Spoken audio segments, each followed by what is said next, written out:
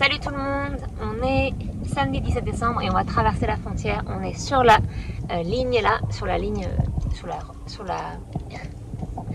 route, sur la dernière ligne droite avant de rentrer vers la frontière. On va d'abord passer, je pense, les États-Unis et ensuite le Mexique. Donc on va filmer ce qu'on peut filmer et puis ensuite on vous reprendra de l'autre côté. On est au Mexique. Mexico. La frontière s'est super bien passée, on racontera ça un peu plus tard. Là on est à Costco, on a juste fait un petit tour pour voir si on peut trouver des fruits et légumes bio. Donc voilà, oui on l'a trouvé. Et du coup on repart ensuite pour San Felipe qui est notre premier arrêt pendant une semaine. En plus c'est une toute petite distance, c'est genre 2 heures. Ouais on a 2 heures. Let's go. Bon, petite vidéo là dans la voiture, donc au Mexique. Comme on vous a dit, donc on reprenait la route pour aller à San Felipe, notre premier arrêt, et on s'est fait arrêter par un policier. Notre première arrestation entre guillemets sur le côté de la route. Donc il nous a arrêté parce qu'il a dit qu'on pensait on n'avait pas mis le clignotant pour changer de voie. Et en fait Nico on ne changeait pas de voie en fait, c'est juste que on est un peu gros et les démarcations sur le sol sont pas terribles. Et donc on était sur notre voie mais il a cru qu'on voulait tourner alors qu'on ne voulait pas tourner. Donc du coup il nous a arrêté pour nous dire qu'on n'avait pas mis le clignotant, que c'était passible d'une amende, que en fait qu'il fallait en fait que dans les pays différents il y a des règles différentes machin et tout, enfin bref. Donc c'était parti pour qu'il nous mette une amende et qu'il fallait aller à un poste de police pour payer cette amende. Et en fait avant ça il a demandé le permis le permis de conduire de Nico et il a vu donc il a gardé tout ça et puis après on lui a dit mais on est du Canada, ça fait des kilomètres qu'on conduit. Il nous a dit ah bon vous êtes du Canada et tout, ah je pensais que vous étiez de Californie, parce qu'en fait il y a une ville qui s'appelle Ontario en Californie et sur le permis il est marqué Ontario puisqu'on a notre permis d'Ontario du Canada. Du coup tout de suite ça a un peu changé quand on lui a dit qu'on était du Canada en fait, et on lui a dit qu'on avait fait 5000 km quoi, qu'on savait très bien qu'il fallait utiliser les clignotants, qu'on n'avait pas fait d'infraction quoi. Donc on a insisté, qu'on avait raison quoi, qu'on n'était pas en tort. On a tenu notre parole de dire que pour nous c'est pas ce qui s'était passé. Et du coup il a dit bon je veux pas que vous ayez une mauvaise impression des policiers en Mexique tout ça, donc c'est bon, je vais juste vous faire un warning, enfin comment on dit, Vous laissez partir. Je vais vous laisser partir en vous faisant juste faire attention quoi, voilà. Alors attendez, Avril a envie de parler. On est au Mexique. Oui, on est au Mexique. Donc voilà, il nous a laissé partir. Donc tout va bien. On a eu un peu de stress, mais on a tenu bon. On n'a pas lâché et il nous a laissé partir. Donc tout est bien, qui finit bien. On continue la route pour San Felipe.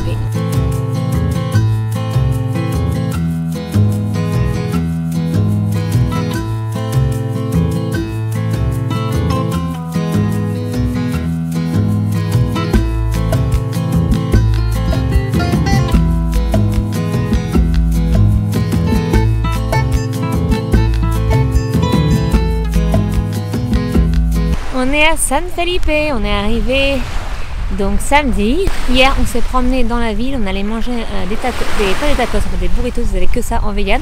Mais on a quand même pu manger vegan dans un restaurant, donc c'était chouette. Avec des amis avec qui on avait passé l'hiver en 2020 au Canada, donc c'était chouette de les retrouver là. Et puis voilà, aujourd'hui je suis allée faire réparer le pneu, parce que je ne l'ai pas dit, mais en fait en arrivant à San Felipe on s'est rendu compte qu'un autre pneu, pas le même, avait l'air d'être sous-gonflé. Du coup on a attendu le lendemain matin, donc dimanche matin hier, et en fait il était hyper sous-gonflé, donc on s'est dit on doit encore avoir un problème, un clou, quelque chose d'autre. Du coup hier on a regardé et on avait bien une grosse vis enfoncée, donc beaucoup plus grosse que l'autre. Donc ce matin je suis allée de suite à un magasin de pneus qui m'a été recommandé par la dame au restaurant hier. Et ils m'ont fait ça hyper rapidement en 10 minutes. Et a priori c'est bon. Donc on verra bien. Et puis c'était pas cher du tout, c'est 100 pesos. 100 pesos quoi, 100 mexicains. Du coup je crois que ça fait à peu près 5 dollars américains. Ou peut-être 4, je sais pas, 4, 5, 6 euros. Donc c'est vraiment pas cher. Et donc voilà, c'est réglé. Et puis là du coup on est à la plage, juste à côté du camping. Avril joue dans le sable. Et puis on profite du soleil, du beau temps.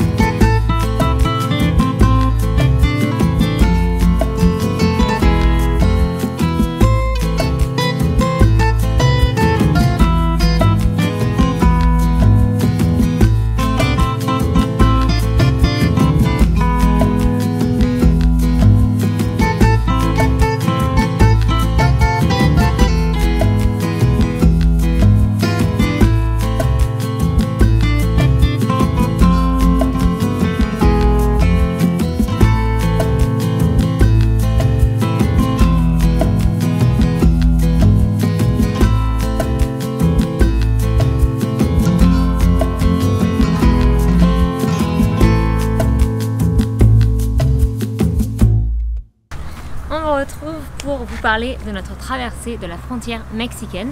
Comme vous avez dit qu'on en parlerait plus tard quand on a traversé. Donc je vais commencer par le début puisque c'est moi qui ai fait le début puis Nico a fait la suite. Donc en fait on est arrivé, il n'y avait déjà personne. Donc on était avec des amis, on est passé premier. On est arrivé, il n'y avait personne, on est passé dans une file où il faut déclarer parce que c'est là où il faut aller quand on tire quelque chose. Donc, vu qu'on tirait la caravane, on est passé à droite dans cette file. Et on nous a dit donc d'avancer jusqu'à un certain endroit. Et une dame qui est venue, elle a dit prenez les passeports, tu viens avec moi, en parlant à moi.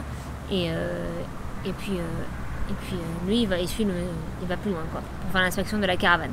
Du coup j'ai pris les passeports avec les papiers, donc le fameux FMM qu'il faut faire, donc le formulario migratorio. Bref, en fait les papiers, l'équivalent de l'ESTA aux États-Unis, hein, le visa quoi. Donc je suis rentrée avec la dame, j'ai attendu, il n'y avait personne, c'était vide quoi, il y avait juste un monsieur à l'entrée et c'est tout. Et ensuite donc mon amie qui était derrière nous, elle est venue, elle a eu pareil, donc elle est rentrée avec les passeports de tout le monde. Et on a attendu un petit peu, puis elle est venue, donc la fameuse dame, au comptoir. Elle nous a dit de signer tous les papiers qu'on avait, découper, mettre dans les passeports, et puis elle a juste tamponné, demandé combien de temps on était là, et tamponné, et puis c'était fini. Donc ça a duré, ça a été super rapide. Elle a même pas demandé de voir tout le monde, même pas le chat. Donc du coup, c'était vite fini pour nous. Donc avec mon amie, donc Mélissa, on est parti rejoindre donc Nico et son mari elle. Et en fait, quand on est arrivé, ils avaient déjà fini. Parce que vous aussi, c'était rapide. Ouais, en fait, c'était super rapide. En fait, ils nous ont fait donc avancer. Et il y avait des passages à droite, mais c'était rempli de voitures. Et c'était bien trop court pour nous. Du coup, ils n'ont pas vraiment d'espace pour aussi long. Et du coup, ils nous ont fait vous restez là sur la gauche. Donc, je me suis avancé au maximum que je pouvais pour laisser la place pour lui derrière. Parce que du coup, ensemble, on fait très gigantesque quand ensemble, je sais pas, 40 mètres, j'en sais rien. Et après, donc, ils sont venus à ma portière. Ils m'ont dit qu'ils voulaient voir la caravane. Je sors de la voiture. Ils me disaient on va regarder le coffre avant. Ils essayaient d'ouvrir le coffre. Ils n'arrivaient pas trop. Ils ne comprenaient pas qu'il fallait d'abord ouvrir avant de. Ils ont regardé 10 secondes le coffre. Ils ont fermé avec les lampes torches. Après, ils sont passés à la caravane. Donc, j'ouvre la caravane. Ils commencent à regarder au milieu. Ils ouvrent un placard à droite. Le mec referme. Pendant ce temps-là, parce qu'il y avait un homme et une femme, la femme regardait en face et je voyais que les lampes torches, je me demande s'ils veulent que j'allume. Elle me dit oui, j'allume. Il essaie de passer au fond, il tire le jeu d'Avril qui fait des glaces là. Il reste 2 minutes au fond dans la pièce toute noire parce qu'on a des rideaux. Des rideaux bien noirs, quoi, donc c'était tout un monde noir. Avec la lumière, donc ça l'a aidé. Et après ils sont sortis, donc ça a duré. Entre 3 et 5 minutes, je pense, vraiment super rapide. Et puis après, ils ont fait pareil à la caravane de nos amis derrière. Et ça n'a même pas duré encore moins longtemps pour eux parce que je pense que ça a duré 2-3 minutes, j'y suis allé. Ouais. Et après, c'était bon. Quand ça a fini, elles sont arrivées. Et après, on est parti. Donc, du coup, c'était super rapide et c'était tellement rapide qu'on sait même pas. Enfin, on pensait même pas avoir fini, on est juste sortis. Et après l'être revenu donc avec eux, et on s'est avancé, on pensait qu'il y avait une autre étape. Et en fait, non, on s'est retrouvés sur une intersection à 4 stops qu'on connaissait pas du tout. En fait, c'est que des stops. On était là, mince, on va où, à droite, à gauche. Notre internet ne marchait pas. C'était pas activé alors qu'on avait fait exprès un forfait internet. Donc on s'est retrouvés à devoir. Moi, je voyais encore la map, la carte, grâce à avant quoi. Du coup, on a pu plus ou moins savoir où on allait parce qu'on voulait aller à Costco, donc il y a un magasin en gros où on va pas d'habitude, mais vu que nos amis, eux, ils ont la carte, du coup, on s'était dit qu'on irait pour pouvoir trouver des choses bio avant de descendre à San Felipe. Donc ça a été un peu compliqué pour arriver là-bas, mais on a réussi à y aller. Et puis de toute façon, j'avais fait une vidéo où on était là-bas. Oui, d'ailleurs, du coup, notre tip pour le passage à la frontière, c'est préparer à avoir le téléphone prêt pour partir après. Parce qu'en fait, nous, ça s'est passé tellement rapidement. On a dû passer 10-15 minutes en tout et pour tout, le temps de rentrer et de ressortir, qu'en fait, on s'est retrouvés sur la route et on a fait mince, on n'a même pas prévu la suite. Ce qui permet que ce soit rapide, c'est d'avoir tout fait en ligne à l'avance. Et je ferai un article de blog sur ça, donc vous pouvez le retrouver en commentaire en dessous de la vidéo. Et je ferai l'article, comme ça il y a toutes les informations en fait pour les démarches à faire avant de rentrer au Mexique, en tout cas en Baja California, parce que c'est un peu différent le Mexique mainland. Puis en fait après on allait donc à San Felipe, on a fait un passage militaire à San Felipe où ils nous ont juste dit d'avancer, puis c'était tout. Et voilà, on arrive à San Felipe. Du coup, on est resté 6 jours à San Felipe. Comme prévu. Le vendredi 23, on a pris la route pour Guerrero Negro. Ouais. On est resté une nuit. C'était juste un arrêt, quoi, une halte. La route en fait entre San Felipe et Guerro Negro, la première partie c'était un peu serré sur les côtés, c'était légèrement monté, descendre, montagneux et tout, mais après peut-être 1 heure, même à partir de la 1, c'était des fois serré et tout, mais ça allait, hein, c'était pas aussi... Ça aussi je redoutais aussi un peu, les gens disaient que c'était très serré, que faire gaffe au rétro et tout, et on a fait jusqu'ici à La Paz sans me taper un camion ou quoi sur le rétro, donc des fois c'est serré, mais en fait il n'y a pas tant de trafic que ça aussi, donc ça va. Ouais. Après Guerro Negro, donc on a fait une halte, on a mis quoi, 6 heures? Non, moins, non, pardon. Google disait 6 heures, on a mis 5 heures. Même en pas. fait. Je crois que c'est le seul trajet qu'on a fait moins long que Google disait. Celui d'après aussi, mais d'autres gens nous avaient dit que c'était comme ça en fait sur l'heure. Je sais pas pourquoi, enfin peut-être qu'on s'est dit parce qu'il y a beaucoup de moments où il n'y a pas de réseau, peut-être que les gens s'arrêtaient, et du coup Google sait pas vraiment calculer la distance, mais en fait 5 heures, je sais plus, j'ai sur le truc 5h30 peut-être au lieu de 6h15 que dit Google. Généralement on fait 1 heure de plus. On a mis 5 heures, on a mis 1 heure de moins que ce que disait Google. En tout cas, généralement, on fait 1 heure de plus que Google et là, on a fait... La route était un peu étroite, mais c'était pas la pire. C'est entre Guerro Negro surtout et Loreto, qui était notre arrêt d'après.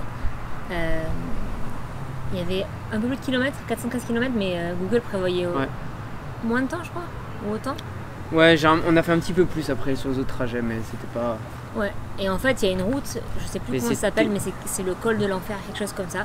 Et du coup, tout le monde nous disait que ça va être tous les Américains à qui on parlait disaient que c'était de la catastrophe. Et c'était pas que c'est pas la catastrophe, c'est surtout qu'on n'a pas eu de camion. Donc on a vraiment eu de la chance. On a croisé pas un seul camion, mais c'est vraiment des routes de montagne sinueuses. Ouais, et puis même des grosses descentes et des montées.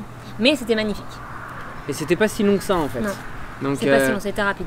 Nous qui avons fait les routes de France dans la montagne, les vraies montagnes où ça tourne dans tous les sens et tout, ça n'a rien de comparable. On avait fait les montagnes au Canada Canada aussi. Ça monte un peu, mais c'est pas si long que ça en fait en distance. Donc c'était pas si catastrophique. Mais il y a beaucoup de montagnes, hein, donc tout ce qu'on a fait après. Mais après ça donnait une vue magnifique. Je mettrai, pendant que je parle, on mettra des images. Ça donne une vue magnifique en fait sur toute la vallée, tout ce qu'il y a en bas quand on faisait la méga descente. Donc c'est vrai que on peut avoir des vues pareilles sans devoir faire une conduite comme ça, quoi. Donc c'est vrai que après une fois qu'on a passé ça, ensuite il y a la baie de Concepción qui s'appelle et qui est très très très populaire. Beaucoup de gens font du camping sauvage là.